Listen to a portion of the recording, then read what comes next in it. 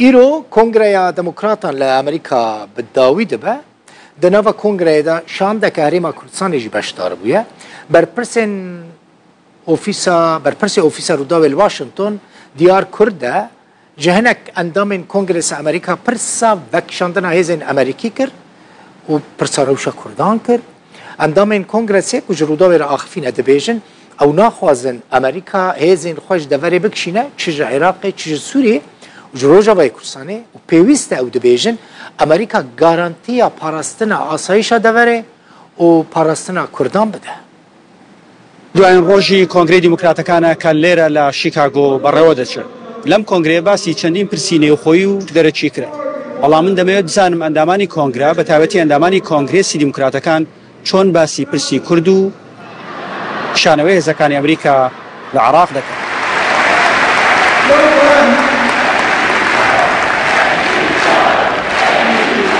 لەنێو کۆنگرەکەدا چاومان بە چەندین کەس کرد هەر لە کەسی ئاسایی تاوەکو دەگاتە بەرپرسە باڵاکانی دیموکراتەکان لە نێویشیاندا بەشێک لە ئەندامانی کۆنگرس.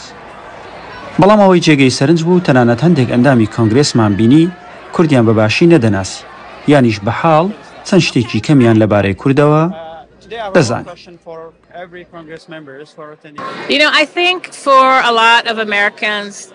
Ez bawerim hêjmareke zêdeya Amerîkiyan gelek giringiyê nadin karobarê derve an jî gelekê derbarê dîroka cîhanê û deverên din de nizanin. Divê em alîkariya wan bikin ku baş derbarê Kurd û İsraîl û Misr an jî Filistînê bizanin. Divê bizanin ku çawa dîroka me bandorê li ser rewşa me yan niha dike. Bandorê li ser pêşeroja navçeyê dike.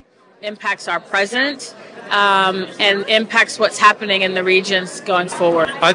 از باورم کورد هفپیمانên mezin li Iraqê û di şerê dijî Daişê de. Ez bawerim tişteke cihê şermezariyê yekûm mekir, ev bû ku me çavê xwe girt û Türk hatin bi avayekî çaverênekirî hêzeke mezina Kurdan paşvebirin. Ez bawerim divê em bi hev re û jê nizîk ve kar bikin.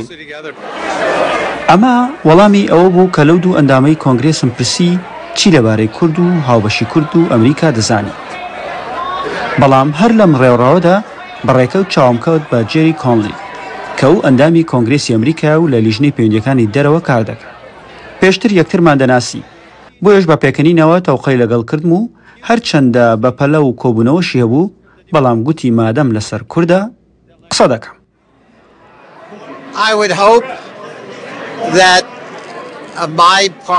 Ez hêvî dikim ku partiya me piştevaniya daxwaziya Kurdan bo serxwebûnê bike bo azadî û mafê çarenivîsê.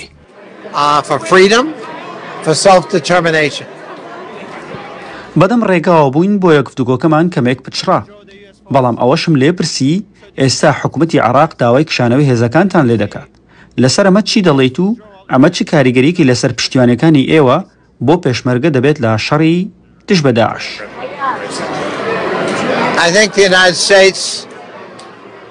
Ez bawerim ku Amerîka berpirsyarî heye ji ber wê her biryarekê derbarê vekişînê bide divê piştrast be ji asayîş û siqamgîriya deverê û Kurdan.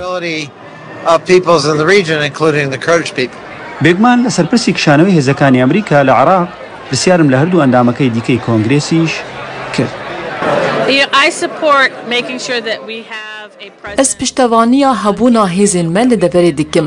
Ne tenê bû berjewendiya me lê bû parastina hevpeymanên me. Pir giring e hevsengiya hêzê me hebe an jî dema ku pêwîst bike hevkariya mirovî hebe.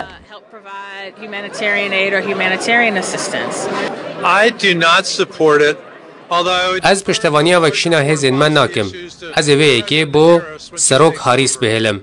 Dema ku dest bi kar dibe.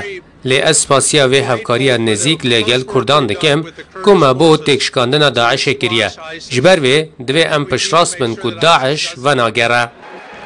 ئەمە بۆ چوونی تەنیا سێ ئەندامی کۆنگرێسی ئەمریکا بوو کە بە شێوەیەکی هەڕەمەچی هەڵم بژاردە. قسەم لەگەڵ چەندین سەناتۆر و ئەندامی دیکەی کۆنگرێسیش کرد هەندێکیان چونکە هیچ زانیاریەکیان نەبوو ئامادە نەبوون قسە بۆ کامێرا بکەن و هەندێکیشیان بەباشی کوردیان دەناسی و بە هاوبەشی گرنگ ناویان دەبردن. دیار کوردە ڕوودا و شیکاگۆ.